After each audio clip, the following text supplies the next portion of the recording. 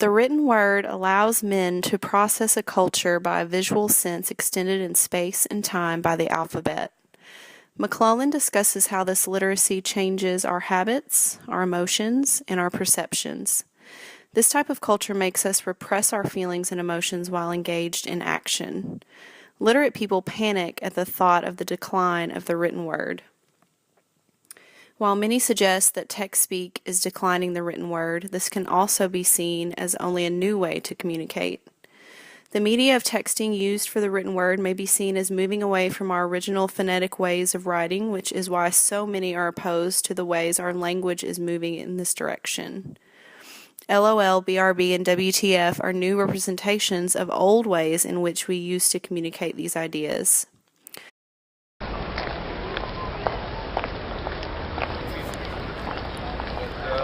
Our clothing does two things.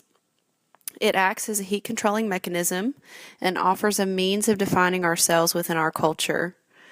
Clothing does much to allow us to help define ourselves almost as much as our actions define us. We regularly identify specific groups of people solely on the types of clothes they wear.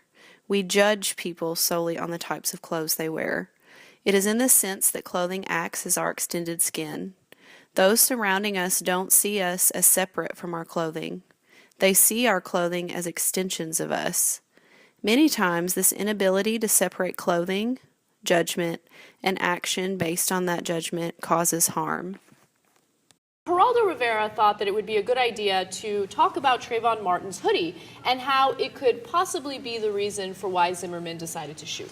Disaster. Now, we have several videos for you guys. Let's go to the first one. I believe that George Zimmerman, the overzealous neighborhood watch captain, should be investigated to the fullest extent of the law, and if he is criminally liable, he should be prosecuted.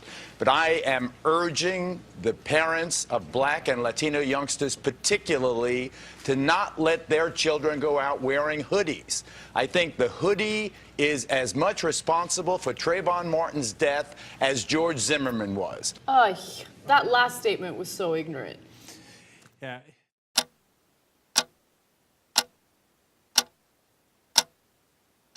Our culture changed greatly when we began fixing time as something that happened between 2 points. We began using clocks as a machine separate from the rhythms of human experience. Work, eating, and sleeping accommodate themselves to the clock rather than organic needs. Of course, our impatience rises when we cannot endure the delay between events. In the age of the clock, we seek multiplicity rather than repeatability of rhythms. Lastly, clocks are a mechanical media that transform tasks and create new work and wealth by accelerating the pace of human association. Everyone deals with the stress of not enough time. Not enough time to do the work needed to be done. Not enough time to spend with friends or family. Not enough time to sleep or relax.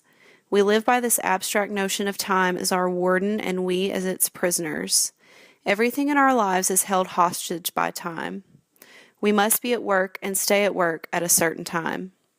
We must spend our time commuting. We must spend certain amounts of time sleeping.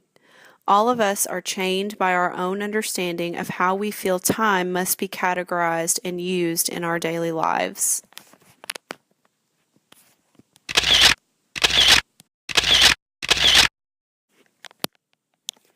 Photography, like words, holds a sort of repeatability to them. No one can commit a photograph alone. It changes the perception of certain art forms. Writers and painters, instead of giving accurate representations of real life, move toward abstract imagery to communicate their ideas. The real-life representations were now being represented in photography. Photography has changed the world of traveling, influenced packing and displays of products, and shows conspicuous consumption of the rich. In terms of traveling, Descartes said it was almost like conversing with men of other centuries and points of view. Yet photography has changed traveling and has made it become more diluted, contrived, and prefabricated. Has photography changed traveling in this way due to the ability to see these places without going in person? Or has the ability to photograph these destinations made traveling this way? Traveling for some in our age has turned into not fully experiencing the surroundings and enjoying their messages, but rather attempting to record your experience to share with others who were unable to attend.